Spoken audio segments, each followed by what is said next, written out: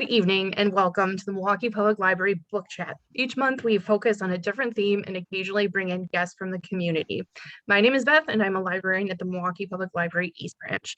With me tonight is my esteemed colleague Greg, who is the manager at the Center Street branch, and he'll be interacting with you in the chat. Feel free to use the chat as we go along this evening for our special guests, and later we'll give some book recommendations. You don't need to write those books down. We'll email them to you in a couple of days after our program. All right, and without further ado, I do want to introduce our special guests this evening. This month, our guests are John Giesa and Ventae Parrow. Greg, did you want to finish the introduction? Yeah, sure. So John Giesa, a Milwaukee County resident, co-founded Hasbrook Galleries in 2018 with his sister, Katherine, right? Katherine or Catherine? Yeah. Okay. I don't like mispronouncing names. Hasbrook Galleries works to premiere top quality contemporary art for the living artists and curious collectors in a variety of innovative ways. As a student activist, John and Katherine wanted to organize an impactful and meaningful project after Ventae Parrow, a formerly incarcerated colleague, sent him a series of letters to be used in an outside capacity to generate support for incarcerated population. This is how Action and Reaction, which we'll hear more about tonight, was born. Without further ado, we can start asking John and Ventae a few questions and kind of get a better feel about their book and how this all came about. So whoever wants to jump in first, what was the inspiration for this project, and how did this all come about? I can say a little bit on that to start. So in 2019, I was working with a campaign called Close MSDF, which stands for Close Milwaukee Secure Detention Facility. At the time, Ventae was doing a lot of really great work on the inside, actually. And he had sent out a compilation of letters that had passed through his hands as he was doing work for Expo and Close MSDF. Expo is Ex-Incarcerated People's Organizing. And he had sent those out to us in 2019, and I had been holding on to the letters for probably about a year, and I had really wanted to do something with them, but I had lost touch with Ventae and had moved out of state at the time. And when I came back to Milwaukee and reconnected with some of the Close MSDF people, I really wanted to do something with the letters. And I had this idea to actually pair the letters with artists, for the artists to create pieces in reaction to the letters. And that's when I had reached out to a friend of mine, Ty, and I asked if I could get Ventae's information. Ty told me that Ventae had actually been released. So I got Ventae's information, and we had met up and basically workshopped this idea of pairing the letters and the artists into what it is now, which is a compilation of letters and art highlighting different particular aspects of life incarcerated. Well said by your comrade. And as far as my end of the stick, being inside the gated community and having my freedom sabotaged due to being a person that participated in the Close MSDF campaign documentary that John did not know anything about until later on. When he had a chance to see it, is what actually got me, re-incarcerated and placed into the gated community. That's what I call it. And while I was in there, I was doing what we call one-on-ones, which is a tool we use to build positive relationships with those around us. And I was also giving presentations of what the work that Expo does and Wisdom does, because Wisdom is who we come from up under. That's like the umbrella. That's like the main organization that produced Expo. And so I was in there in the gated community and, pretty much operating as if I was still in the community, and turned the cell into an office. So, again, I was able to foster positive relationships with individuals in there, and ask them to write a letter about the pros and cons, the positive and negatives of their experiences in the gated community. And I was requested to take the letters and export them to the media, which I did. But I went a step further because I felt like just exporting them to the media for a few seconds would not do justice to those situations that they were going in, which were some of those situations were inhumane that they was experiencing. So me and John sat down and said, well, we need to highlight, in a different manner other than just exploitation by the media, and produce the opportunity for those individuals to have an income, so they have some kind of financial resource to help them with things they might not be able to get if they didn't have any outside support. And so we have once we brought the book together, we began to sell the book for $30 per copy and send the income back in to the individual, so they would have something to work with other than just having their stories exploited.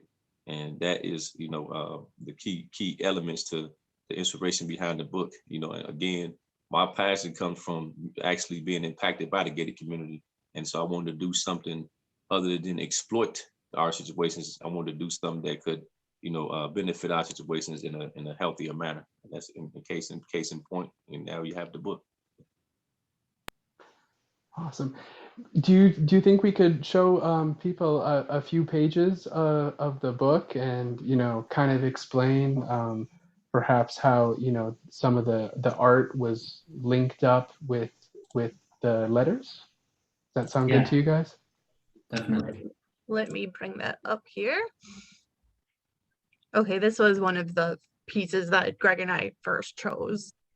Can you explain what you asked the artist to do and how they tie together with the letters? Yeah, absolutely. So we really wanted to, for me, the art is a very important inclusion in the book. I think part of it is that the art really acts as a visual and visceral guide to some of the more challenging stories. And we weren't asking any of the artists to represent an experience that wasn't theirs. We asked them to react and create based on that reaction. So that is the main purpose of the inclusion of art. And the art also, I think, helps people who would not otherwise be engaging with the content engage with it, and engage with it in a different way than they otherwise would have been. And I think that's an important part of the book. I really was, when I was going through the pages, I was so glad to see you included the handwritten letters, which I think brought a whole nother dimension to being included with the art piece. Can you explain why you chose to do that? Yeah, definitely. So the handwritten letters, at first we had gone a little bit back and forth because some of them are a little bit difficult to read.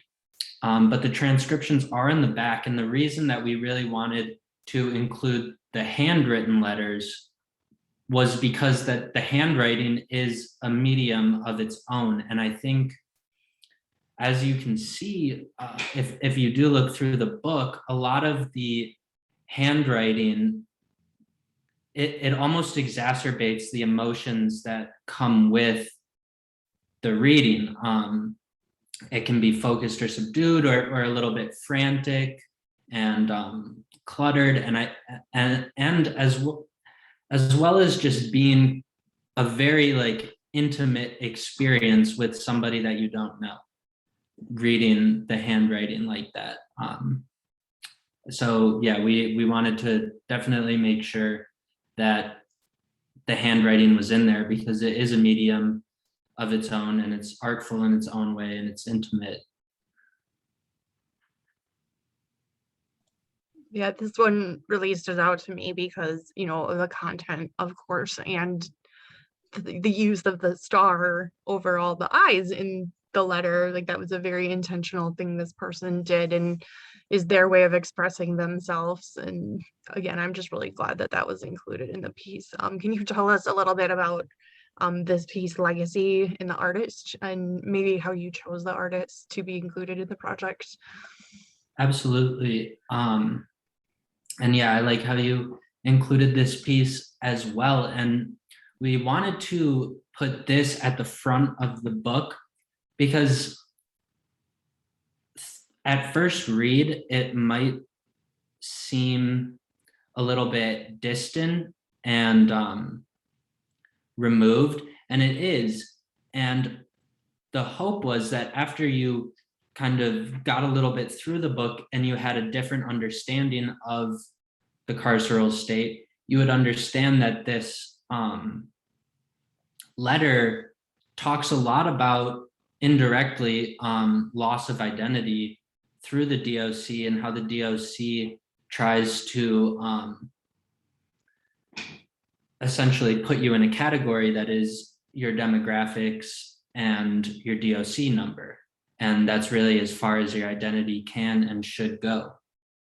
And and that's another reason why the handwriting is so important, because despite, after being asked, you know, to talk a little bit about himself, Frederick says, I don't really know what to say. You know, I'm this height, I have dreads, heterosexual, and he kind of gets a little bit lost thinking about that.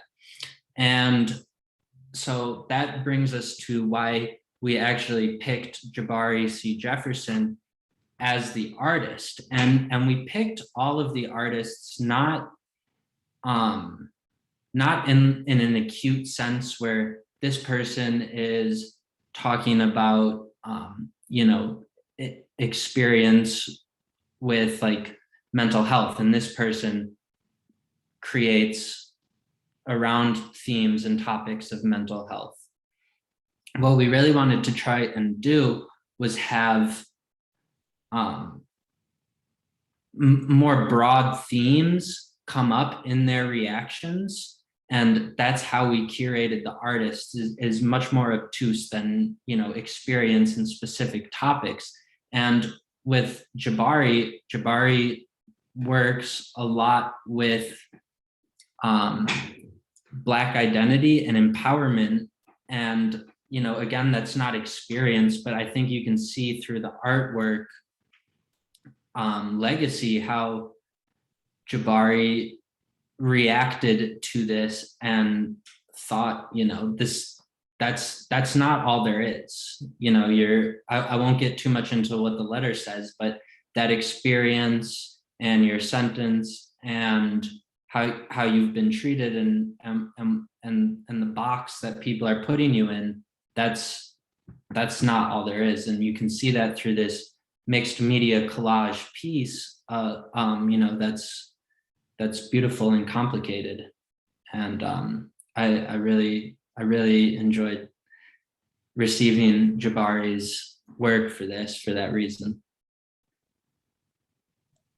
Excellent. Let's show another one here.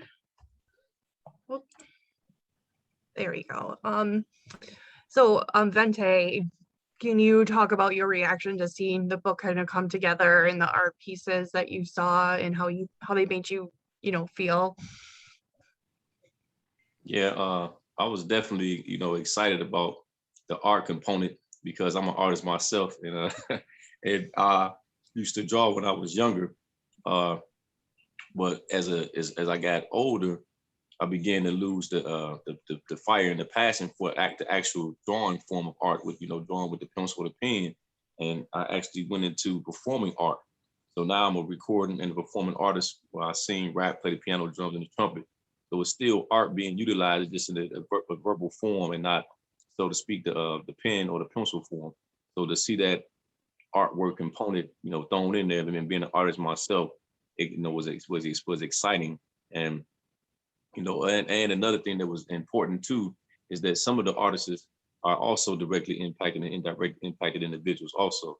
So that was another key component. So it was like a perfect clash of, directly impacted individuals on the art note, on the art side and on the letter side. So having those two come together the way they did, was exciting, and to have the positive feedback from the artists and the letter writers about, seeing it, like they was like, man, they didn't expect that something like that to come about and become a reality. So it was like, to them, it was like surreal, like, man, we actually in the book, meaning we ain't even in the community yet. We still in the gated community waiting to get to the free community, and yet we already being celebrated, so to speak. So that was the exciting thing to me, is that, the art and the letters were able to come together, and they were both, by directly, indirectly impacted individuals. And, so that was exciting to me, just to see those two come together and do as well as they did. Because I don't know if we told you that there was a what you call a expo in New York, and in New York the book sold out. So it was 100 copies sold at the expo in New York that lasted from the 1st of the month to the 23rd of the month, and that was exciting too. And then also opportunities coming up to to have some art that's outside the book, be sold in order to compensate me and John for the groundwork that we've been doing, because we don't receive any proceeds from the actual book. That goes back to the artists and the letter writers, in the gated community. So it was something that it was kind of like being able to pay it forward or pay it back, so to speak, reach back to those people that's still suffering and going through the challenges they're going through in the gated community, by those who have been directly and indirectly impacted ourselves, which to me is dope also.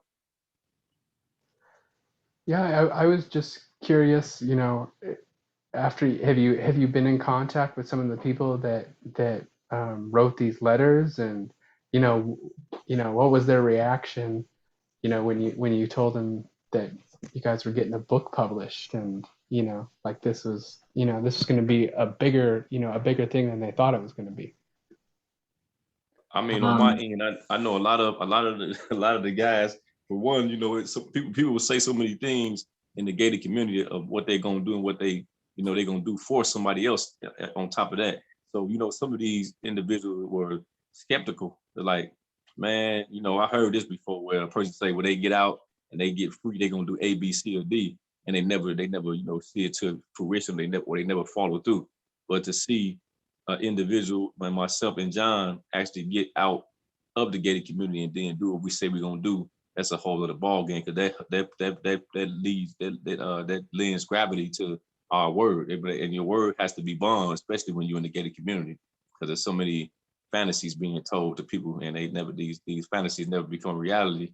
It's just like a lot of what we call prison talk or jail talk. I mean, it's like talking in circles and never getting nothing done when you finally get free, because you're so excited about being free and handling the business that you got to handle, that you forget about those behind you. So for us to not forget about those behind us and actually do what we say we was going to do, now we have a huge respect by those that's in there, and they reach out to those who out here in the community and say, yeah, make sure you support those two brothers and get behind them, because they kept their word. So that's the reaction I've been getting. Yeah, there's also been a lot of selflessness that we've seen that's been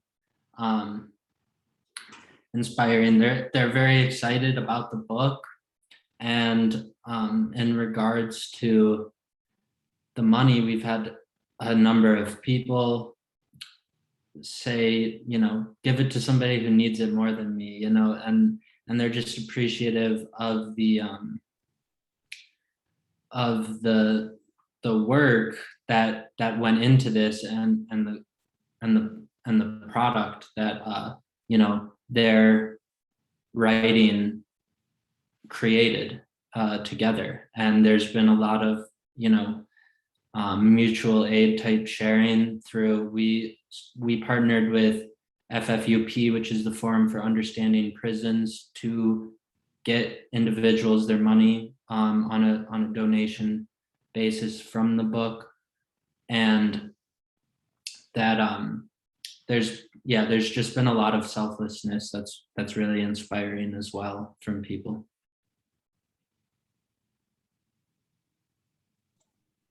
That's excellent. And selflessness on your part. I mean, here you both are doing a library program with us, so we appreciate that so very much. Yeah.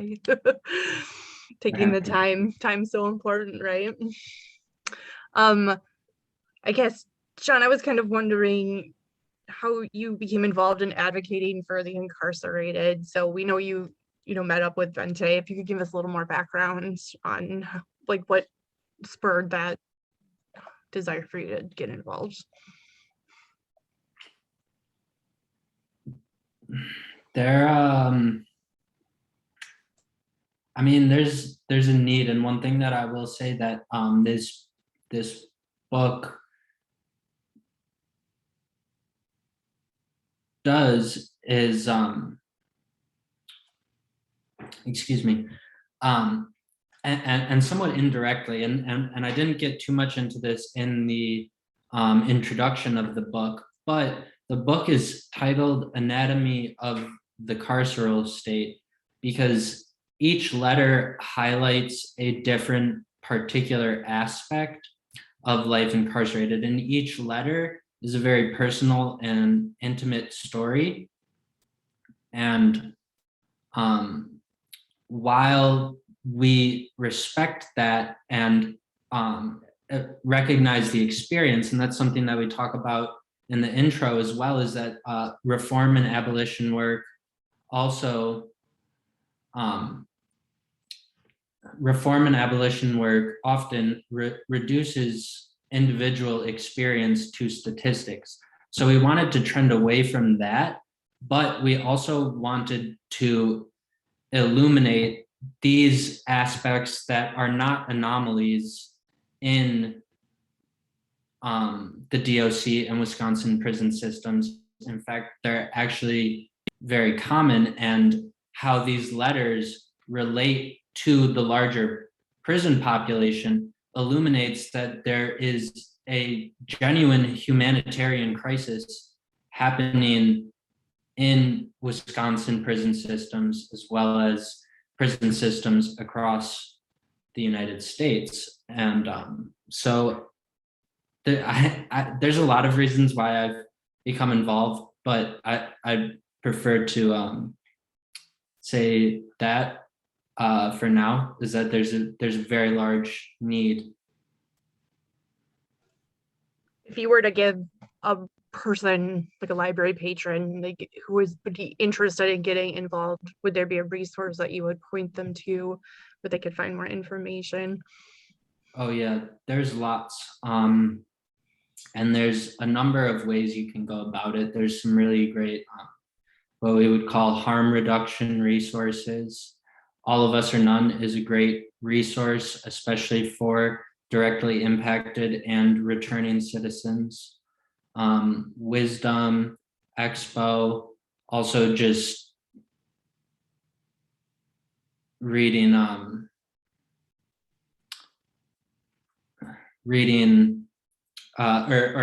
finding pen pals, and we can do that through FFUP, which is Forum for Understanding Prisons. There's also bail funds, bond funds. There's a lot of ways to get involved, but yeah, I mean, feel free to send me an email if you are looking for resources. It depends on how you'd like to get involved, but there's a lot of groups out there and programs. Excellent. And for everyone watching this evening, we'll include John's gallery's email address with our follow-up email to you, and we'll drop it in the chat in a little bit. Let's see, I stopped the slides because I think we saw all the pieces. Somebody asked, I don't know if y'all caught the questions, but it's a couple of questions. I don't know if you want to wait to the end to do that. No, we can do them now. Did you want to do the first one, which was how was it actually producing the book? How did that happen? Okay, so they asked how the book actually happened. So again, John reached out to one of my coalition partners, Ty Renfro, and he was already connected with one of my coalition partners, Dr. Mark Rice, and that's one of the individuals that spearheaded the Close MSDF campaign, which is Close Milwaukee Secure Detention Facility campaign, with myself and a couple of others. So he was already connected.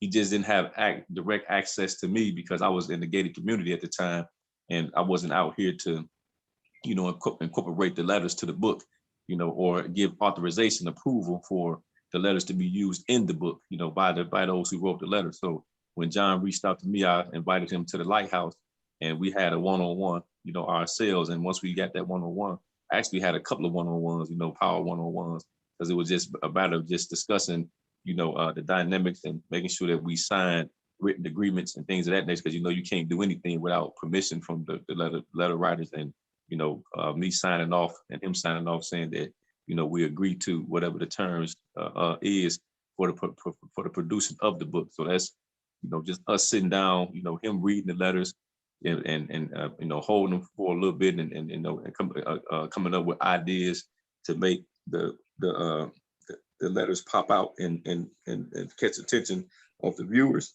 There was the reason he put the art in there, because he knew that the art and the letters together would be a heck of a book, because you have a person that has something to look at that was colorful and jumping out at you, and then they would be reading the letters at the same time.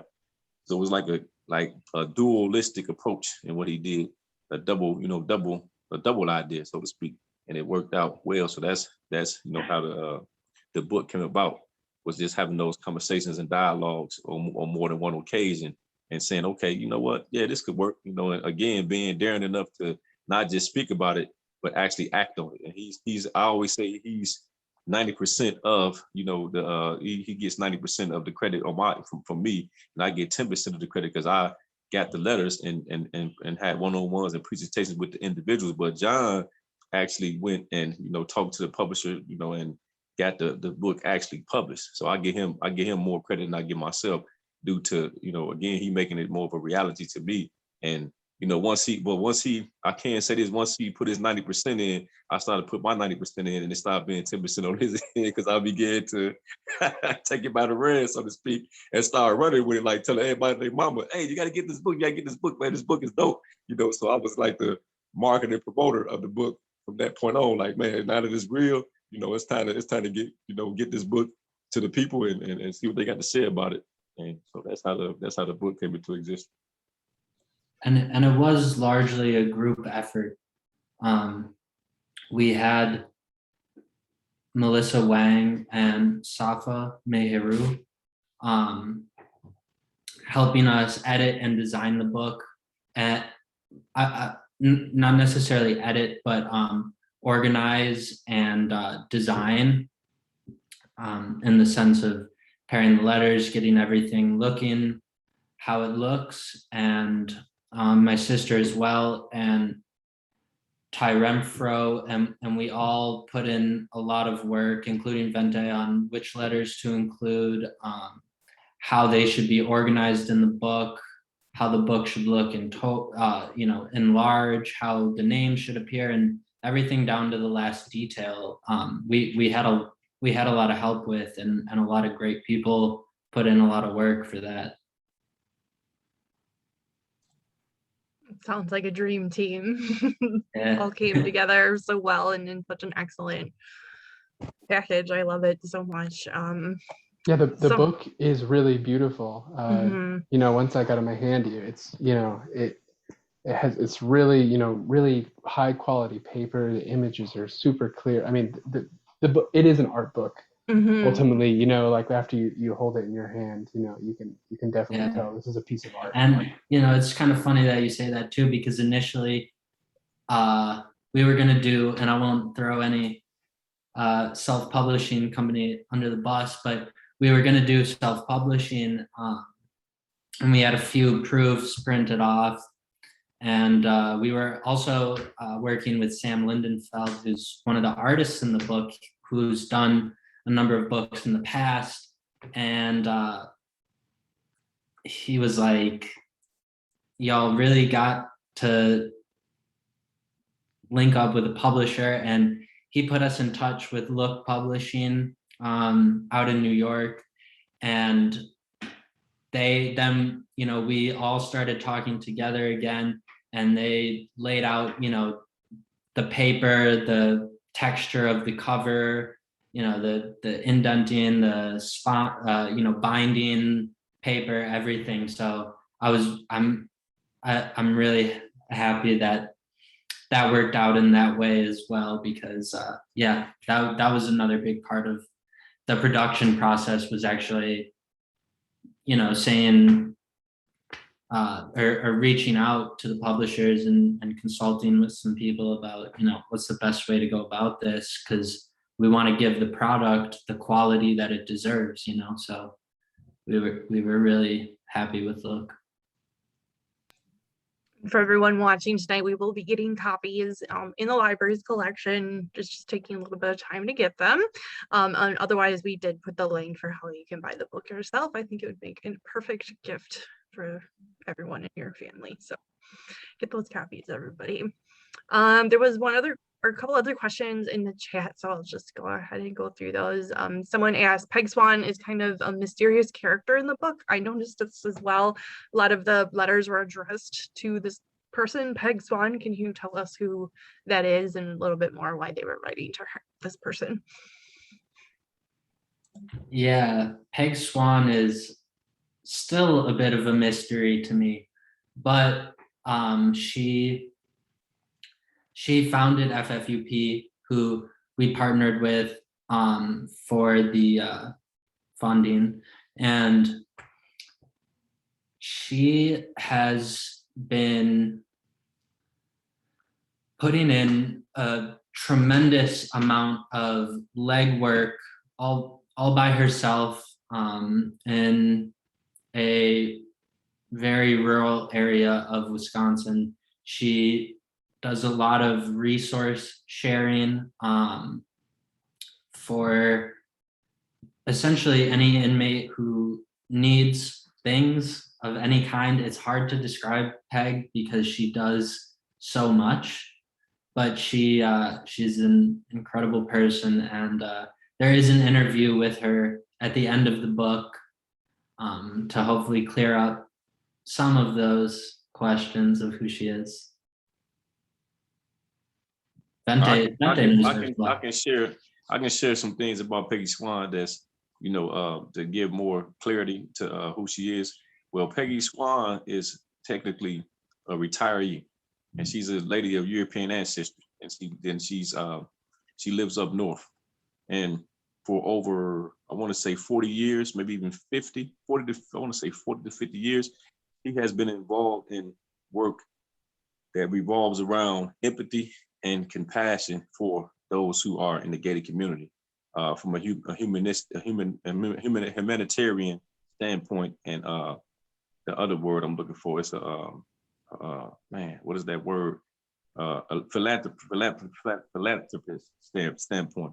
So she is an individual that, again, she makes, if a person is indigent, meaning that they don't have any support and they don't have any ability to, you know, to provide for themselves, and they can prove that they're indigent, and it can be easily proved through sending a letter showing like maybe they pay statement or something like that. And if they're indigent and she has the income available, which comes through her, you know, her Social Security, she buys like envelopes, you know, like stamped envelopes, writing paper, and ink pens, and she sends that to individuals. And in some rare occasions, you may even send a TV or radio, depending on, again, the situation of the person that's in there, that's in the gated community, that don't have the ability to do things they stuff. Like, say for instance, maybe people in their family have perished because they've been down so long, so they don't even have no kind of support because everybody in their family, they didn't outlive. So they basically in the gated community all by themselves with no help. And she has that compassion and that empathy towards individuals, you know, that's in the gated community. And she has also been impacted by the behavior of the individual that winded up with themselves in the gated community. And due to that direct experience, from somebody in her family being what they would say, I would say survivor. I don't like to use the word victim, but a survivor of violence or whatever it was that, her family member was put through. She, again, was willing to forgive and go through the restorative approach to that and not be the one that's vindictive and want to see the person hurt. So again, the work that she does comes from direct experience, from having a person in her family survive, harm from another individual that ended up in the gated community. So she has a lot invested in it from a personal standpoint, and again, from an empathetic standpoint and a compassionate standpoint, and because she realizes that these people are still human, regardless of what choices they may have made in the past. And she, again, she corresponds with individuals. So she has a direct link to them where she corresponds with them and they correspond back with her. So she, communicates with them as if they like family, to a degree, because they become family. They've been communicating for so long and, interacting with her so long through, sometimes she even comes to visit individuals in the gated community, when it's permissible. And again, like I said, she supplies them with some of the things they might not have access to without no support. So that's who Peggy Swan is. She's a philanthropist, and a humanitarian based on experience and what she does, and not just, saying, oh, this person is being treated wrong and not even doing nothing about it, but just having a conversation about it. She's more of the doer and not just the, person talking about, the individuals that's in there that's being treated inhumane because of the poor choices they made in the past, and them being in the gated community where you're just a number and you're not even, not looked at as a human being. And that's who Peggy Swan is. Thank you for sharing about her. I had no idea. Okay, I think we're going to jump into our book recommendations, and then we'll do a little wrap up at the end and see if there's any more questions before we leave for the evening. So for book chat, we always ask our special guests to give a couple books on the theme of what we're talking about this evening. So both John and Ventae, myself and Greg will have a few to talk about. Just relax and listen, and we will send you the complete list in a couple of days. Let me just bring this slide back up here.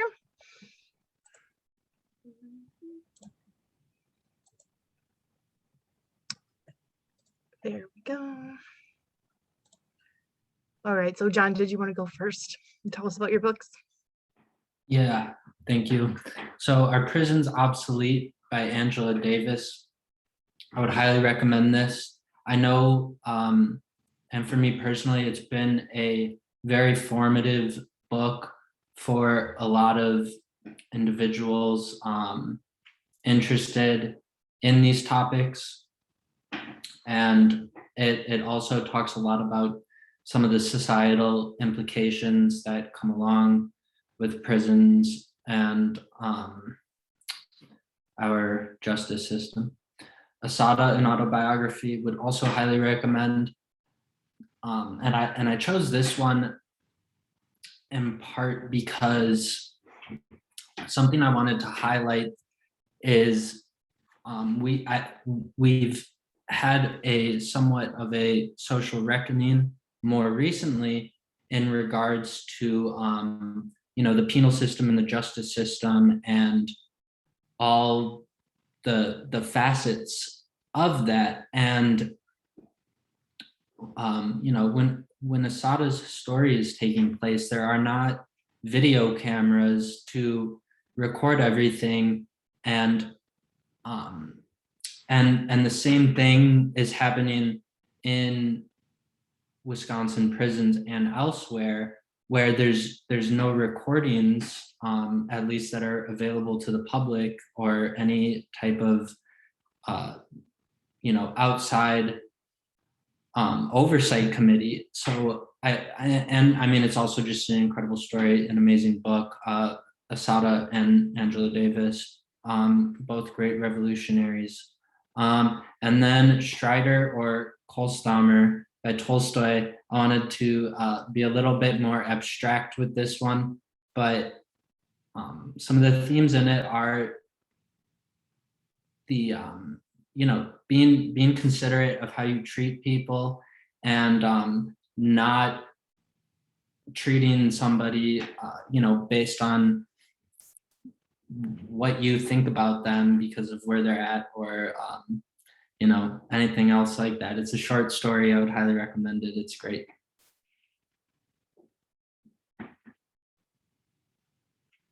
All right, if you want to go ahead, Vente. Thank you, Jean. Well, I chose the ISIS papers. It's because it's a pretty it's a pretty deep book, and it's I think that when you look at this book and actually read it, it gives you some insight on some of the social constructs that's been put together that keeps us divided as humans and humanity. And I think that when we able to honestly take a look at that we could move forward in our goals to achieve a humanity that's at peace with each other, regardless of their ethnicity or their background. So that's why I picked the ISIS paper. And then the Breaking the Chains of Psychological Slavery by Naeem Akbar. That's another one that I picked to help us like really look at slavery and how devastating slavery was, even on from a psychological standpoint. Because some people are, even though they're not experiencing slavery through the chains and the whips, it still impacts them psychologically, and some people walk around like slaves even though they don't have chains and whips per se. So that's a reason why I chose that book. And then Tony Brown, Empower the People, I picked that book because it takes a look at, from a financial standpoint, how we could go from being financially enslaved to being financially free. And it starts with changing our thinking pattern as far as like thinking that it's okay to look like millionaires but not actually be millionaires. So portraying the delusion, what I call an illusion of grandeur, versus actually having $1 million in your bank. And that's something that I noticed that as a person of African ancestry, that we tend to do is we like to look a certain way, but then we don't. That's not really what's going on. And I think that's false pretense. We need to get that together and be able to earn the income but not look like the income. And so that's why I picked those 3 books. I believe they'd be great reads to those who want to really understand what's going on in humanity and be able to help get on board and help us again bring about a humanity that can be at peace with each other in spite of our differences. And with that, I yield the floor. Awesome. And yeah, all those are available through the Milwaukee Public Library. We'll include links to borrow them when we send that follow-up email. Greg, you are up next. All right, so the 2 books I chose, the first one is My Time Will Come, a memoir of crime, punishment, and hope, or Hope and Redemption by Ian Manuel. So this Ian Manuel was, you may have heard of him. He was sentenced to a life in prison without parole at the age of 13 or 14 in a attempted robbery gone wrong.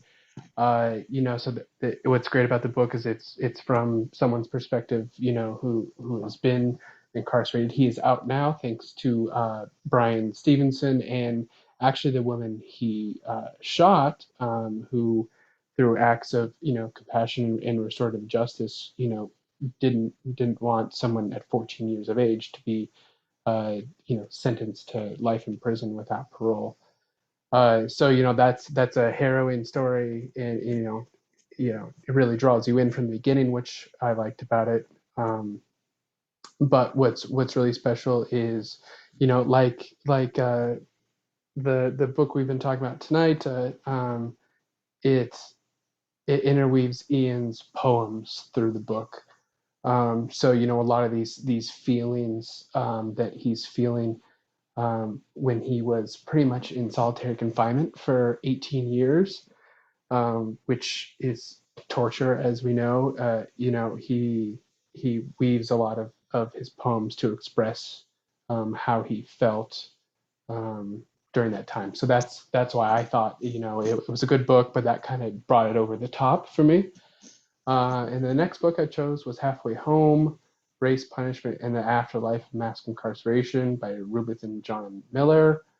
So this book kind of takes a different angle and looks at life after people get out of jail.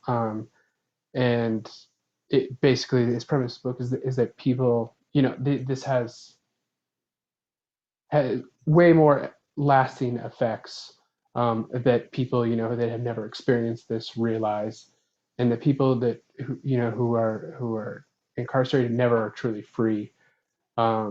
There's he pulls up so many stuff about all the the laws and statutes that govern people who have committed a felony, and it's a good line from the book is not poor Black people without criminal records, not mothers on welfare, not even undocumented immigrants experience the profound level of legal exclusion as formerly imprisoned do. So he goes about this book talking to 60 men and 30 women incarcerated in Michigan. So, it's not just stats, what makes it good. It also has real life stories, from, a lot of stories interwoven in it, which, makes it, more relatable, I guess, to everyday people who haven't experienced that. So really great book. It's good. It gets deep. So get prepared for it, I guess, when you read it. All right, and I will go last and follow up with all of your excellent recommendations. I'm gonna have to look at all of those for sure. My first choice is called Marking Time: Art in the Age of Mass Incarceration, and I was immediately drawn to this one after finding out who you're going to be talking to this evening, because this is similar in the sense that it is art and incarceration, but it is art created by the artists while they're imprisoned, and using the meager supplies that they have available to them, and really depicting their life while they're going through this experience. It's really impactful. I highly recommend you put this on hold. You'll spend a lot of time going through these pages. This was put together by Nicole Fleetwood, which John told me is a great choice, and I think she's got some other things that you can also read. And then my second choice was Felon by Reginald James Betts. This is a work of poetry, so they're all poems, and it talks about the effects of his incarceration.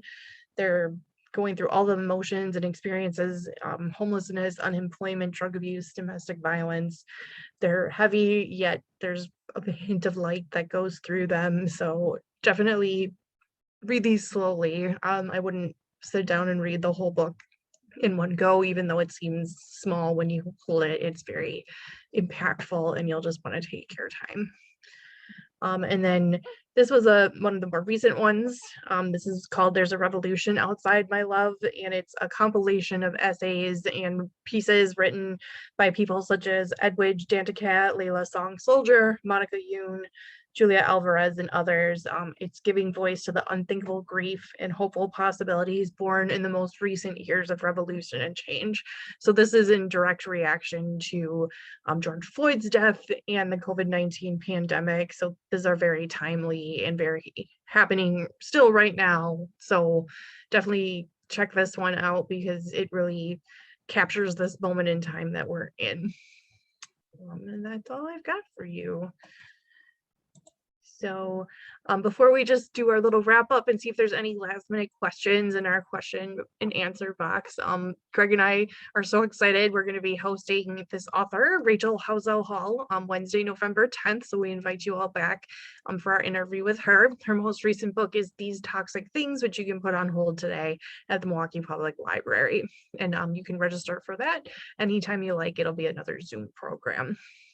And I'm just going to go ahead and close these slides down and then see if there's any other questions. Yeah, while we're waiting, if there's any more questions, I just want to thank Ventae and John for agreeing to do this. The story behind this is they walked into the Center Street Library one day. I happened to be on desk.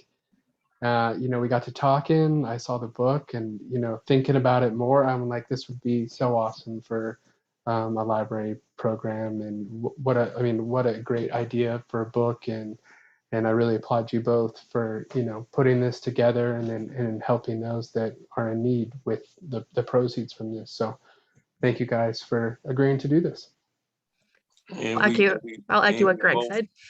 And we both, by the way, just so y'all know, we both from Chicago, and we got a lot of love for this city. I've been in Milwaukee since the 80s on and off. And John, I don't know if he's more recent, coming here, or if he's been there for a while, but I've been here since the 80s, late 80s. And I'm a Bucks fan, by the way, and a Bulls fan. So I'm kind of like a love with both cities. So, so that's just a FYI. Awesome. Well, I hope you stop back in the library someday, and we can have a chat in person instead of on thank Zoom. you very much for having us. We really appreciate it. Thank you. I don't see any other questions, so I guess we'll say good night. Let everyone get to dinner or sleep or whatever you need to do this evening. And just remember, we'll be sending a follow-up email with the recording. You can find it on YouTube in a couple of days, and we'll have a list of books you can check out. And we'll be back. We'll be back to check on Greg at the library. We'll factor it in soon, so we can just have a little dialogue about some other great things that we probably could come up with together, and again, bring more attention to the book and the work that we've been doing, and that we continue to do.